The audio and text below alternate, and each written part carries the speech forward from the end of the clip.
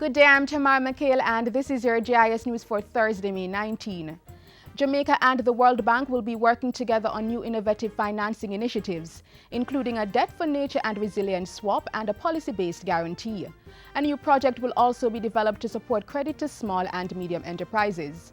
That was revealed in a joint statement following wide-ranging discussions between Prime Minister Andrew Holness and World Bank Vice President Jorge Familiar in Montego Bay yesterday. The discussions took place on the outskirts of the 46th annual meeting of the Caribbean Development Bank, CDB. Prime Minister Holness and Mr. Familiar discussed the possibility of using budget support in the form of a policy-based guarantee to leverage additional funding from the market. The World Bank's Vice President also congratulated Jamaica for its commitment to good macroeconomic policies and expressed his conviction that, with continued reforms, Jamaica was on the right path for accelerating growth.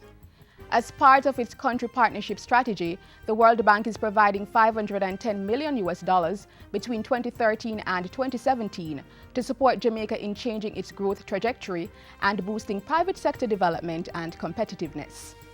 In the meantime, Prime Minister Andrew Holness has called on the Caribbean Development Bank to help regional countries pursue policies to reduce debt while growing the economy. The Prime Minister was speaking on Wednesday at the opening ceremony for the CDB's 46th annual meeting in Montego Bay. Finance Minister Audley Shaw says Caribbean countries should take advantage of the relatively low world oil prices to implement meaningful reforms in the energy sector, which will increase their economy's resilience to oil price shocks.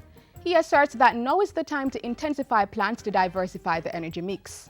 The Finance Minister was also addressing the CDB Board of Governors meeting in Montego Bay. Special Representative of the United Nations Secretary General Rachel Kite, who is also attending the Montego Bay meeting, has commended Jamaica for diversifying its energy mix to include wind, solar, and liquefied natural gas. Ms. Kite, who is also the CEO of Sustainable Energy for All, outlined one of the main things that Caribbean countries could do to have a reliable energy sector. It requires the right kinds of institutions, transparent, well-managed, well-governed institutions. Without them, it will slow things down.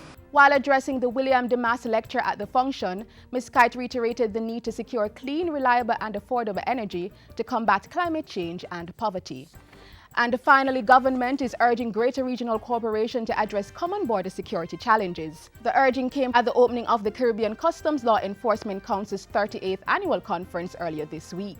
The government of Jamaica is firmly committed to working with our regional and international partners to fight these threats and to protect our citizens and the country from this growing threat of transnational crime, especially the trafficking of guns, illicit drugs, and indeed money.